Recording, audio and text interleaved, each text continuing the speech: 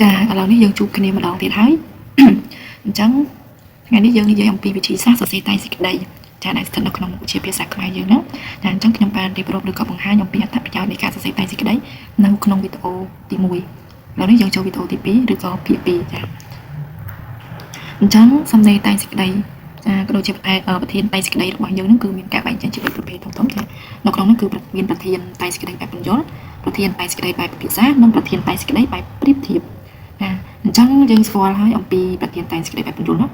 ចាដោយការសិក្សានៅក្នុងសាលារៀនក៏ដូចជានៅក្នុងកម្មវិធីសិក្សារបស់បងប្អូនតែទីប្រធានបែបបញ្យលយើងគួរសរសេរបែបណាឬក៏យើងអាចដឹងបែបណាថាប្រធានតែងសេចក្តីបែបបញ្យលនោះគឺជាអ្វីចាប្រធានតែងសេចក្តីឬក៏ប្រធានអត្ថាធិប្បាយបែបបញ្យលគឺជាសំណេរមួយប្រភេទដែលតម្រូវឲ្យអ្នកតែងឬអ្នកសរសេរហ្នឹងមានការបញ្យលឲ្យស្របទៅតាមគំនិតរបស់ប្រធានណាចាឬក៏ប្រធានបទឲ្យគេឲ្យមកហើយប្រធានបែបនេះគឺតម្រូវឲ្យអ្នកសរសេរត្រូវបញ្ចេញមតិឬក៏ប្រតិដែលជាចំណេះដឹងរបស់ខ្លួនណាចាដោយមានការចេះចាំចាដោយចំណេះដឹងទូទៅផ្សេងៗដែលទាក់ទងទៅនឹងមេរៀនទាំងក្នុងថ្នាក់ចានិងចំណេះដឹងដែលបងប្អូនចាទទួលបាននៅក្នុងសកម្មភាពរស់នៅក៏ដូចជាបទពិសោធន៍ផ្សេងៗចាដើម្បីយកមកដោះស្រាយឬក៏មកបញ្ជាក់ឲ្យស្របទៅតាមបញ្ហារបស់ប្រធានដែលគេចោទមកហើយប្រធានបែបបញ្យលហ្នឹងមិនតម្រូវឲ្យយើងភាសាវិញ្ញាណរបស់ត្រូវទេវាថាគេដាក់ប្រធានមកបែបណាយើងសរសេរឲ្យសមស្របចាទៅតាមប្រធាននោះដូចខ្ញុំបញ្ជាក់អញ្ចឹងគឺពុំបាច់ប្រាប់ថាអូមិនសមស្របចាខ្វះនេះខ្វះនោះយើងថែមថយឲ្យទេណាឬក៏កុំបាច់វិនិច្ឆ័យវិញ្ញាណទៅឡើយគឺយើងសរសេរឲ្យសមស្របទៅតាមអ្វីដែលគេចង់បានចាអញ្ចឹងរៀនទី1យើងនេះគឺប្រធានតែងសេចក្តីបែបបញ្យលអត់មានអីសំខាន់ទេឥឡូវនេះយើងចូលប្រធានតែងសេចក្តីបែបពិភាក្សាវិញម្ដងចាយើងដឹងពិភាក្សាមែនទេពិភាក្សាមានន័យថាអីគេចាជាការបញ្ចេញមតិឬក៏ទស្សនៈយោបល់ណាមួយនៅក្នុងនោះគឺតម្រូវឲ្យយើងនឹងមានការគិតចារណាវែកញែករកខុសត្រូវឬក៏តម្រូវឲ្យបងប្អូនហ្នឹងមានការរិះគន់វែកញែករកហេតុផលដូចជាល្អឬក៏អាក្រក់ចាល្អអាក្រក់គុណទោសមានប្រយោជន៍ឬក៏អត់ប្រយោជន៍ជាដើមហ្នឹងចាហើយតទៅនឹងប្រធានបទនេះគឺក៏មានការបែងចែកជាពីរដែរណាចាំដល់ជំរាបបន្តទៀតខ្ញុំប្រាប់ថាប្រធានតែងសេចក្តីបែបសតហ្នឹងយ៉ាងណាហើយបែបភាសាប្រៀបធៀបនឹងយ៉ាងណានេះខ្ញុំក៏គ្រាន់តែនិយាយត្រួសអំពីនៃរបស់ប្រធានមួយអូខេចាំបន្តទៀតយើងអត់ដល់នេះចូលតប្រធានបទទី3ណាប្រធានតែងសេចក្តីបែបប្រៀបធៀបប្រធានតែងសេចក្តីបែបប្រៀបធៀបចាងាយបែបណាគឺតម្រូវឲ្យយើងឬក៏បងប្អូនហ្នឹងចារកឲ្យឃើញឬរៀបត្រដាងពន្យល់បង្ហាញលក្ខណៈដូចគ្នានិងខុសគ្នាហើយផ្ដោតលើបញ្ហាពីរពេលខ្លះគេចោទបញ្ហាមកឲ្យយើងពីរចាឬក៏ពេលខ្លះគេបង្ហាញជាតួអង្គប្រធានរបស់មកបែបចោតជាតួអង្គពីរចាឬទស្សនៈពីរវត្ថុពីរសកម្មភាពពីរឬក៏ស្នាដៃណាមួយស្នាដៃអ្វីៗផ្សេងៗហ្នឹងពីរចាអូខេលក្ខណៈនេះខ្ញុំបង្ហាញអំពីចាមុខមាត់នៃប្រធាននីមួយៗឥឡូវនេះយើងចូលទៅកាន់ប្រធានតែងសេចក្តីបែបបញ្យលវិញម្ដងចាប្រធានតែងសេចក្តីបែបបញ្យលអញ្ចឹងបងប្អូនដឹងណានេះខ្ញុំបានប្រាប់ដំបូងហើយថាគឺជាសំណេរមួយប្រភេទតម្រូវឲ្យបងប្អូននឹងមានការបកស្រាយបញ្យលឲ្យស្របទៅនឹងគំនិតរបស់ប្រធានបទហើយតម្រូវឲ្យធ្វើការបញ្ចេញពុទ្ធិឬក៏ចំណេះដឹងដោយយកចំណេះដឹងទូទៅដែលទាក់ទងទៅក្នុងមេរៀនដែលបងប្អូនបានសិក្សានៅក្នុងថ្នាក់ជាមួយលោកគ្រូអ្នកគ្រូរបស់បងប្អូនហ្នឹងក៏ដូចជារឿងរ៉ាវផ្សេងៗដែលបងប្អូនបានជួបប្រទះចាក៏ដូចជាបទពិសោធន៍ផ្សេងៗនៅក្នុងសង្គមជាក់ស្ដែងដែលបងប្អូនបានជួបអញ្ចឹងយើងស្គាល់ហើយខ្ញុំអត់មានឆ្ងាយទេឥឡូវនេះយើងចូលទៅកាន់ចានៃប្រធានបទចាពិភាក្សាវិញម្ដងចាបងអាចយកបិទទៅសេណូតខ្លះៗដើម្បីជាការចងចាំបានយូរក៏ដូចជាជំនួយដល់ពេលខ្លះបងភ្លេចអញ្ចឹងយើងអាចយកមកសរសេរអញ្ចឹងណាចាំពីថាខ្ញុំបានបញ្យល់ឲ្យប៉ុន្តែខ្ញុំបានសរសេរអញ្ចឹងម្ដងនេះឬក៏ slide នេះខ្ញុំបានសរសេរក៏ជាបង្ហាញខ្លះៗអញ្ចឹងបងអាចយកបិទណាយកកត់ត្រាខ្លះៗទៅចាសម្រាប់បងប្អូនណាដែលមិនទាន់ចេះចាំច្បាស់លាស់អូខេអញ្ចឹងគឺជាប្រធានដែលបញ្ចេញមតិទស្សនៈឬយោបល់ណាមួយនៅក្នុងនោះគឺតម្រូវឲ្យយើងមានការពិចារណាប្រកបត្រូវគឺតម្រូវឲ្យយើងរិះគន់វែកញែករកហេតុផលរកល្អអាក្រក់គុណទោសមានប្រយោជន៍ឬអត់ប្រយោជន៍ជាដើមហ្នឹងតោះឥឡូវយើងចូលចំណុចមួយទៀតគឺប្រធានតែងសេចក្តីបែបប្រៀបធៀបចាដូចខ្ញុំបាននិយាយប្រធានបែបប្រៀបធៀបគឺតម្រូវឲ្យយើងរកឲ្យឃើញឲ្យបងប្អូនមានតាមបញ្យល់បង្ហាញលក្ខណៈដូចគ្នានិងខុសគ្នាលើបញ្ហាពីរតួអង្គពីរទស្សនៈពីរវត្ថុពីរសកម្មភាពពីរឬស្នាដៃស្នាដៃអក្សរសិល្ប៍ពីរជាដើមស្នាដៃអក្សរសិល្ប៍គឺជារឿងដែលបងប្អូនបានរៀនហ្នឹងមានដូចជារឿងក្លាប់បីលឹមកាស្ពូនពុំទាវរៀមគេផ្សេងៗនឹងចាអក្សរសិល្ប៍ណាស្នាដៃអក្សរសិល្ប៍គឺសំដៅទៅលើរឿងអូខេឥឡូវនេះយើងចូលទៅដល់ចាសិក្សាពីក្បួនរបស់តែងសេចក្តីបែបបញ្យល់វិញម្ដងចា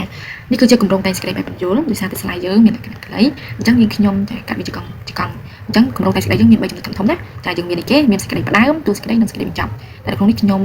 ំដាក់ពីរ៉ូម៉ាំងសិនចាំយើងចូល slide ខាងក្រោយឬក៏យើងទៅមុខទៀតចាំយើងចូលទៅដល់រ៉ូម៉ាំងចុងក្រោយអូខេតើឥឡូវយើងមើលរ៉ូម៉ាំងទី1ដែលជាសេចក្តីផ្ដើមអញ្ចឹងគឺជាសេចក្តីដំបូងបំផុតចាបើយើងប្រៀបធៀបជាមួយនឹងគម្រោងតែងសេចក្តីនឹងរូបរាងកាយយើងចានេះដូចជាក្បាលយើងអញ្ចឹងណានេះសេចក្តីផ្ដើមដល់ពេលតួសេចក្តីប្រៀបបានដូចជាកន្លែងផ្ចិតយើងដែលមាននៃគេពវៀនបេះដូងអីគ្រឿងក្នុងអីយើងអស់ហ្នឹងណាចាដល់ពេលសេចក្តីបញ្ចប់គឺជាប្រៀបដូចជាជើងយើងអញ្ចឹងទៅយើងកុំឲ្យភ្លេចអក្សរទាក់ទងទៅនឹងគម្រោងតែងសេចក្តី បើសិនជាបងប្អូនភ្លេចគឺវាពិបាកក្នុងការសរសេរឬក៏សរសេរទៅវាអត់មានរបៀបរៀបរយត្រឹមត្រូវអូខេឥឡូវនេះយើងចូលទៅដល់រង្វាន់ទី1សេចក្តីផ្ដើមអញ្ចឹងសេចក្តីផ្ដើម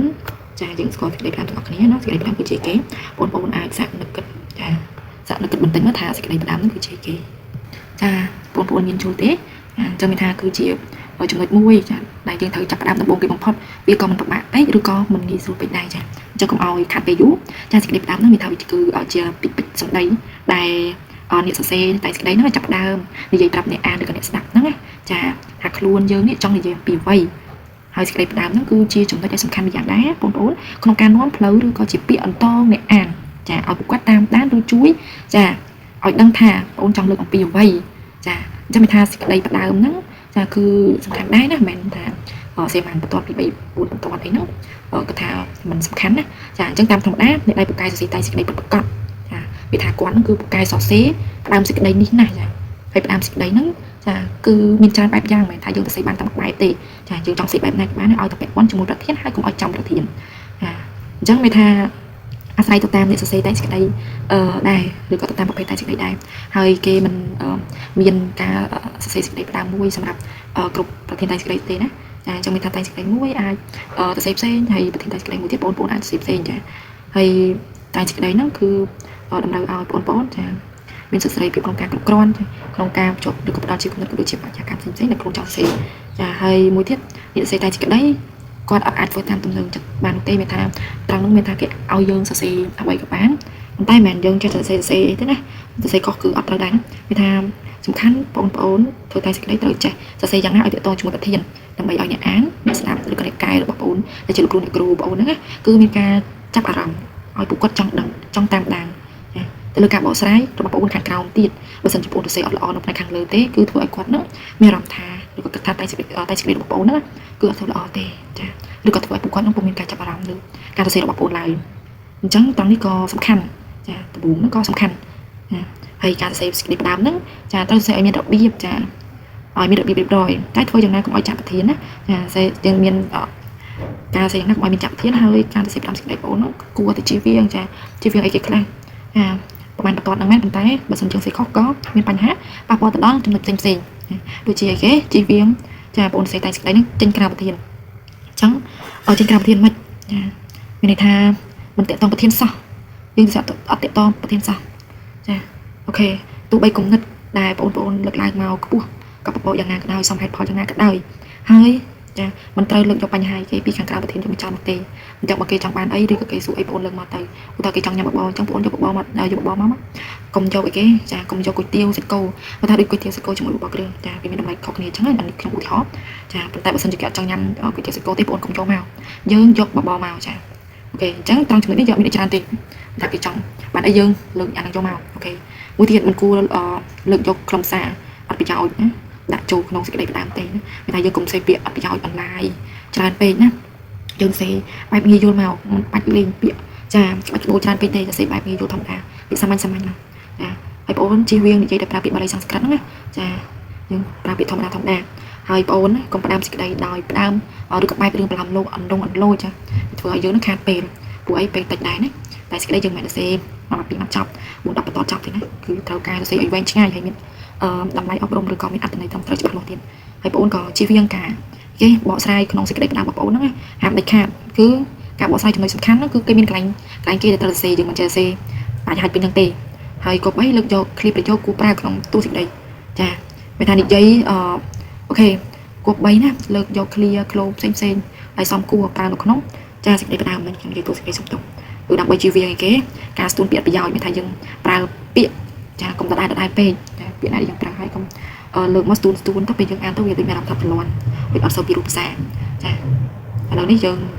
ចូលដល់ចំណុចមួយទៀតណាចំណុចមួយទៀតគឺ